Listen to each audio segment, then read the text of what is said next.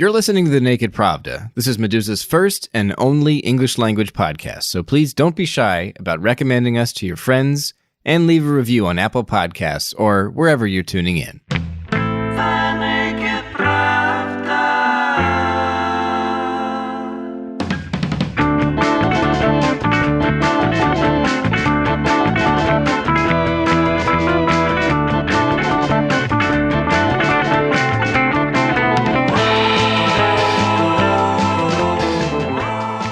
Welcome to the Naked Pravda. I'm your host, Kevin Rothrock, and this is a podcast from Meduza where I typically speak to a handful of experts or activists about an issue that's at the heart of recent reporting by Meduza's own newsroom.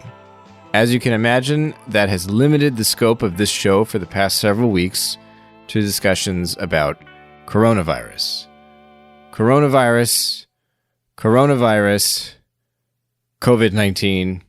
I get it. It's a serious issue. It's life or death. It affects us all. We all get it. At least most of us get it. But I'm also sick of it. Not sick with it, thank goodness. I'm sick of it. And I'm also sick of being so damn serious all the time. If you haven't guessed, I'm trying to be serious a lot of the time. But on today's show, on this episode of The Naked Pravda, I've decided to do something thoroughly unserious and totally disconnected from the news cycle. We're going to talk about the 1984 motion picture Red Dawn, a film starring Patrick Swayze and Charlie Sheen about a Soviet invasion of the United States. I wasn't yet 2 years old when this movie came to the big screen, but it's one of those stupid Cold War features that captivated me later in my childhood, and it's probably responsible to an embarrassingly high degree for the fact that I ever took an interest in Russia at all. This is embarrassing, of course, because the movie is very bad, though I still enjoy watching it very much. And it's embarrassing because it's not really a film about Russia at all, but about the psychotic fantasies inspired by Americans' fear of Russia. Anyway, that's today's show. I'm diving deep into Red Dawn. But I'm not doing it alone. I'm joined by Slava Malamud, a Soviet-born journalist who immigrated to these United States many years ago. Slava writes mostly about sports, but last year, his tweets about the HBO miniseries Chernobyl were something of a phenomenon, even winning retweets from Craig Mazin, the show's creator.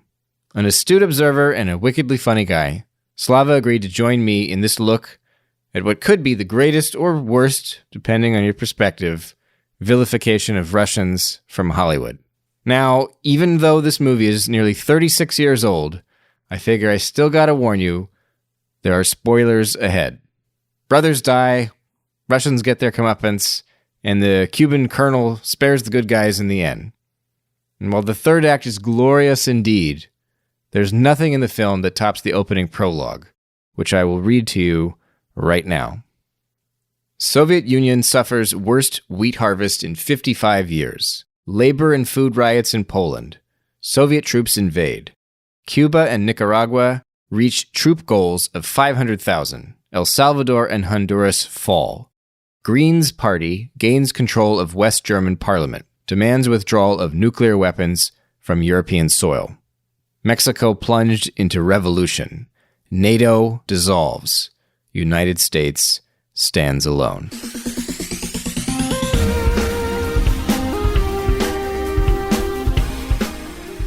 And this is the premise of a movie that came out in August 10th, 1984. The very first movie, by the way, in the United States to get a PG-13 rating, which I guess was backlash to The Temple of Doom getting a PG rating. And parents were very upset about this, which is amazing to me that they, like in 1984, families, like parents took their kids to the movies, watched Indiana Jones almost get his heart like pulled out of his chest, got really upset, and then 3 months later, Red Dawn comes out with a PG-13 rating. But I wanted to know, what were the circumstances when you first saw this movie? I first saw this so shortly after coming to the United States. I want to say I was about 17 years old, but I didn't really understand much English back then. And back when I was in the Soviet Union, this movie was not really all that popular. We loved these movies with these pumped up, larger than life type of characters like Stallone and Schwarzenegger. So it's not Patrick Swayze and Charlie Sheen weren't necessarily up to par there. But we knew about the movie, and it was one of those things that was written about in the Soviet media. Like, this is the way that we're portrayed in the Western press and in the Western culture, and American children are taught to fear us, the very benevolent Soviet people. So when I first saw it, I didn't really know English much, and it's not that you really need to know much to understand what's going on. But I don't really remember it having much of an impact on me. So what I did now is I rewatched it. It was $4 well spent on Amazon Prime.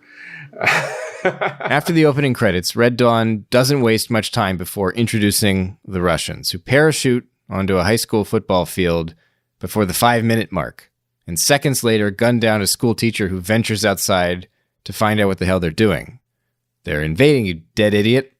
We spend the rest of the movie with a ragtag group of youngsters who hide from the invaders in the woods at first before transforming into a band of guerrilla fighters who raise hell and assert their Americanness against the occupying Soviet, Cuban, and Nicaraguan troops. Later on, we meet a downed Air Force pilot named Lieutenant Colonel Andy Tanner, who is played by an actor with an even manlier name, if you can believe it, Powers Booth, who died in 2017 after a long career in Hollywood. What we learn from Lieutenant Colonel Tanner is that Russian airborne units mounted a first attack against the U.S. disguised as commercial charter flights, coordinating with selective nuke strikes against U.S. missile silos and key points of communication like Omaha, Washington, and Kansas City. The Soviet rockets were a hell of a lot more accurate than we thought, he says. To the south, infiltrators came up illegal from Mexico, Tanner says, in a vision that seems pulled from Donald Trump's nightmares. These illegal aliens infiltrated strategic air command bases in the Midwest and opened up the door down here, meaning in the southern border, allowing the Cuban and Nicaraguan armies to roll in, where they were reinforced by 60 Russian divisions. The USSR also sent 3 army groups across the Bering Strait into Alaska, cut the pipeline, and came down across Canada to link up with their Latin allies. But Uncle Sam stopped their butt cold, says Tanner. I think Putin would probably pay some willing American movie maker to make something like this now, because that would play right into his hands. I mean, this is how they show us. You see, we're villains, we're horrible, we want to attack America. That would definitely feed into a lot of what Russians think about America now, and as the enemy. It's not your normal action movie ending, like the good guys win, the bad guys lose, the big baddie gets his comeuppance. And actually, in the very last scene, if you think about it, they never tell you how the war ended. Like, there's the American flag there, is fenced off, so the United States has probably persevered, but we don't know how it really ended.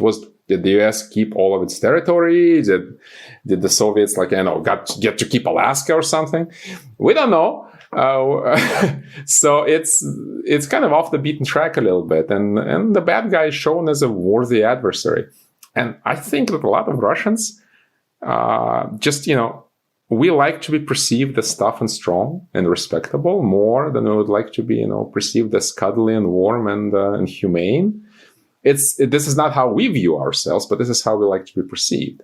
But of course, the portrayal of the other Russian characters in the movie is just so caricaturistic. When it came to portraying Russians in Red Dawn, the film's director, John Milius, who made Conan the Barbarian and co-wrote Apocalypse Now with Francis Ford Coppola, he was pretty open about his bigoted views. A self-described Zen anarchist, gun nut, and apparently once avid surfer, Milius was supposedly the basis for John Goodman's character in The Big Lebowski, Walter Sobchak. In a short featurette added to Red Dawn's DVD release in the late 90s, Milius described the motivation behind a scene in the movie where one of the main antagonists, Cuban Colonel Ernesto Bella, decides not to shoot Swayze and Sheen, the 2 hero brothers, who at this point in the movie have been mortally wounded anyway. Of course he's going to let them go, because he's Latin. He's not Slavic, Milius explained. He's not as hard and cruel as Colonel Strelnikov.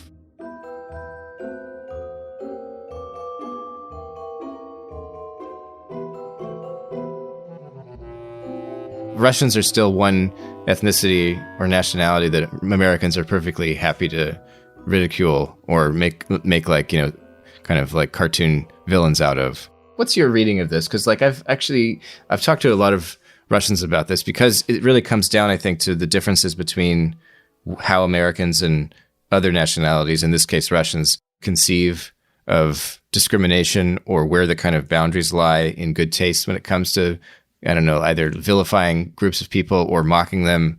And this is always a moving target, but it's always been my impression that in the United States, we're so kind of color-coded in our hatreds and prejudices that Russians are just more white people. And so if they talk funny, that's fine. It's just another white person being funny. And that's like, it's like you're punching up, I guess, in the sense that you're not really targeting a vulnerable community. And so that you're not stepping outside the bounds of what Americans would consider to be kind of good taste. But I don't know, if this movie were released today, how do you think it would play in Russia? Most of the scenes involving Russian soldiers in the film, they lay it on pretty thick. I mean, they are Nazi-like. I mean, the civilian reprisals, this is what Nazis did in Russia. So on that level, that would be extremely offensive to most Russian people in the 80s if they watched it. I mean, this is what was done to us, and you're thinking that we're going to be doing that. But yeah, and it's, of course, then Strennikov comes in and puts the end to all of this. So the implication is it's not all Russians that are evil. It's just the KGB is the Dracula figure. What do you think of specifically the Russian language in the film? I remember when I watched it before I started studying Russian, I thought to myself, wow, these people really sound like they're speaking Russian. And I'm now watching it again. The language is, obviously pretty crappy. There isn't a single properly formulated sentence. But if I were to guess, and I'm pretty confident in my supposition here, there wasn't a single Russian speaker in the cast, and I think most of those people were probably Eastern European, just from the way they form their sentences and from the way they deal with grammar. They sound very much like Poles, Czechs, Bulgarians, maybe Romanians who were forced to learn Russian in school and then wound up in the United States. I'm not sure why they couldn't find any actual bona fide Russian speakers. I mean, it's not like there weren't any in Hollywood in 1984. They did manage to find one for Rocky IV, the ring announcer, and I actually know the guy. But Rocky IV, of course, happened in the Gorbachev era, so maybe in 1984 people were still afraid to do things that were this outwardly anti-Soviet. The language is pretty terrible, and it's definitely.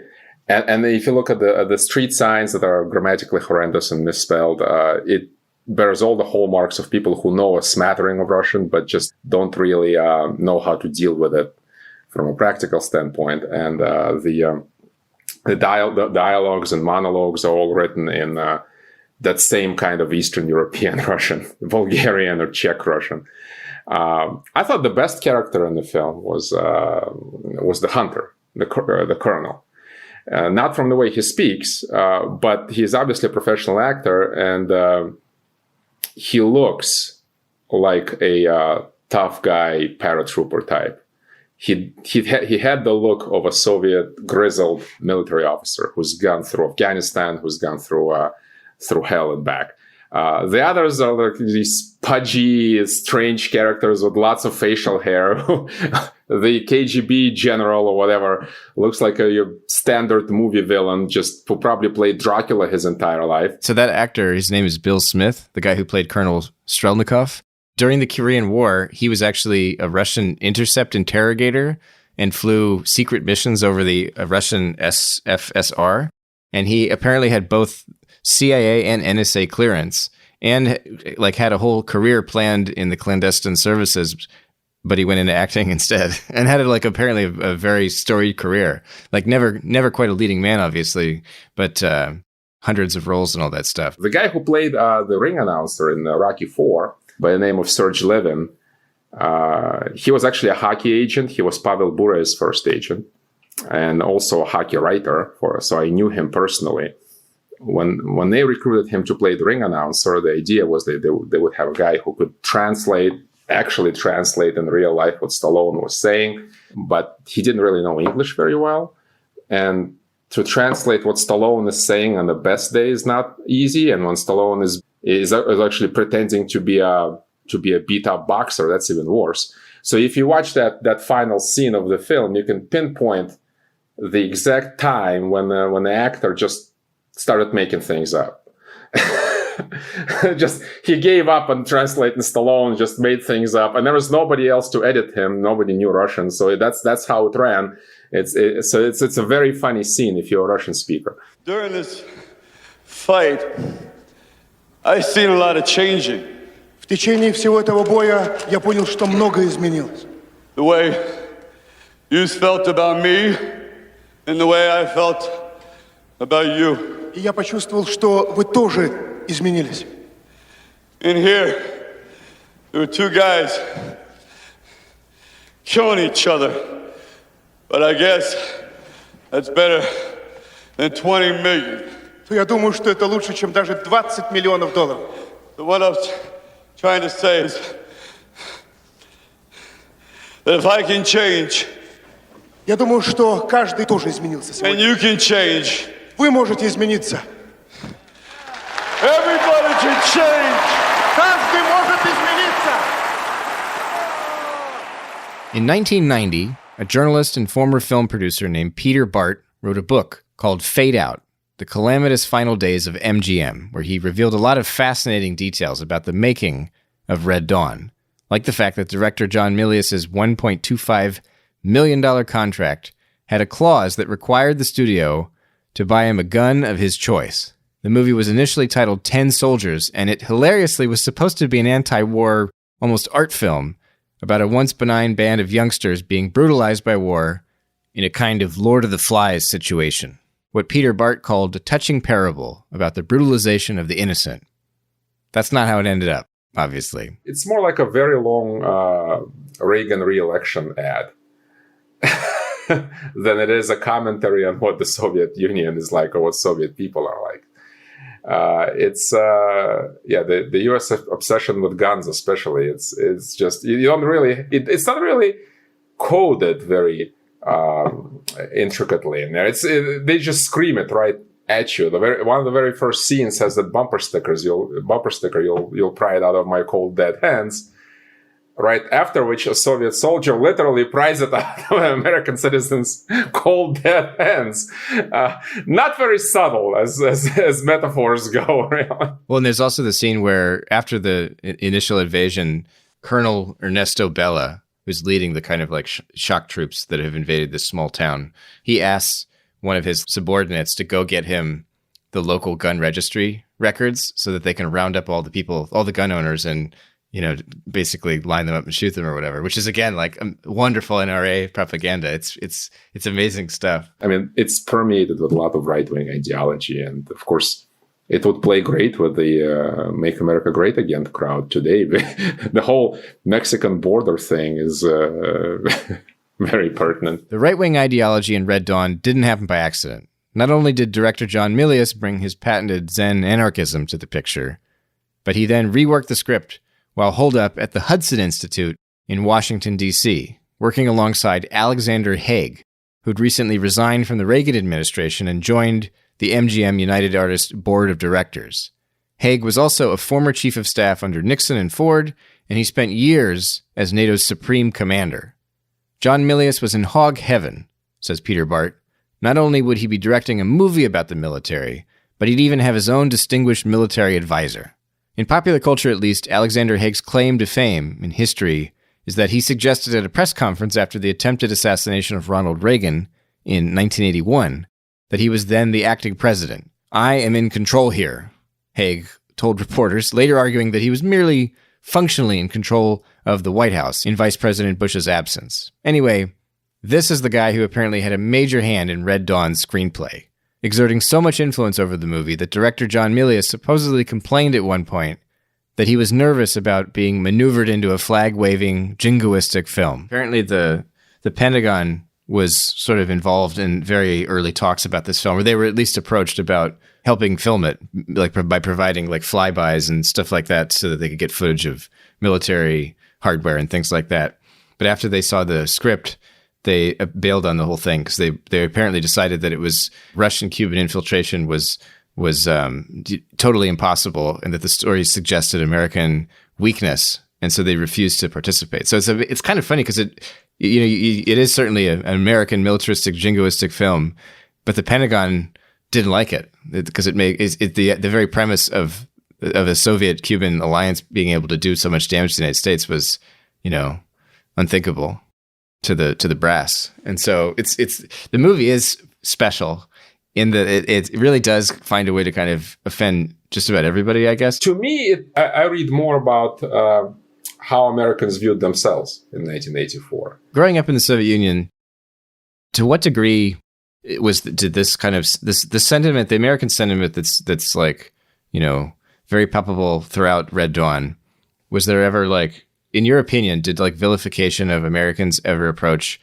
the sentiments that are on display in Red Dawn in any kind of like popular culture available in the Soviet Union? Yes and no. I mean, I think you have to consider the fact that the Soviet movie industry operated under a different set of constraints. We couldn't show a lot of outright gore and blood and gratuitous violence in the Soviet movies. So that's why the Soviet propaganda films that, dealt with armed conflict were not as graphic and not as poignant maybe in their depictions of evil, unless it was the Nazis. That's where anything went.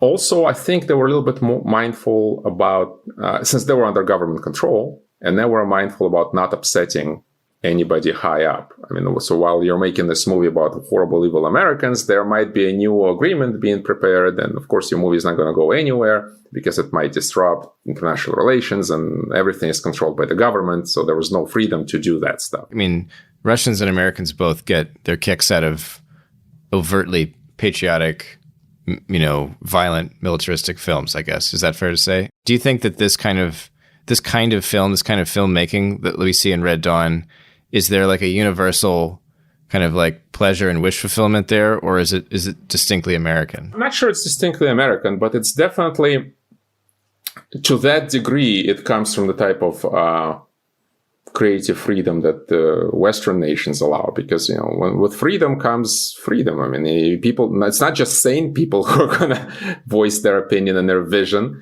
It's also going to be people who love guns and who love survivalist ideology and who imagine the world where people like them become heroes.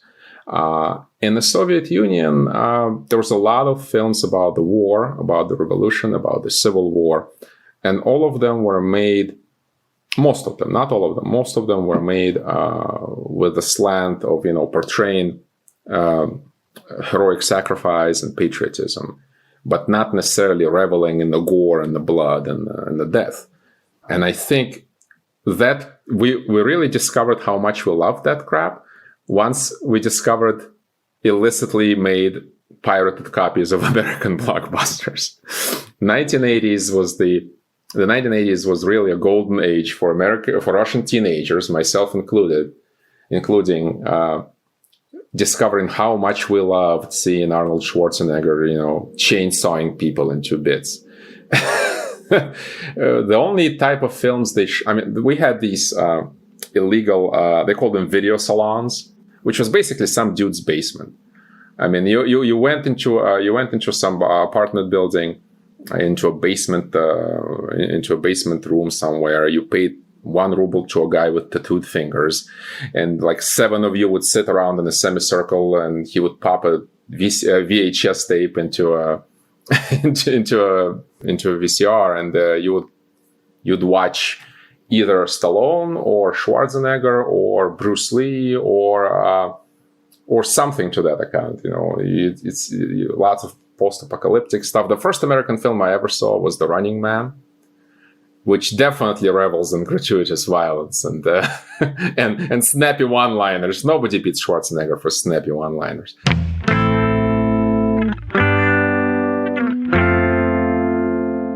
You've been listening to The Naked Pravda. I'm your host, Kevin Rothrock. On today's show, we got a little weird and spent the whole episode talking about the 1984 American film Red Dawn. My guest was journalist Slava Malamud, who brought the eagle eye he focused last year on HBO's Chernobyl miniseries to this Cold War Hollywood classic about a group of teenagers holding their own against the Soviet military. The Naked Pravda is a podcast from Meduza, our first English language show, and I hope you'll recommend us to your friends and leave a review on Apple Podcasts or wherever you're tuning in to help put this program in front of more people. Thank you for listening, and come back soon.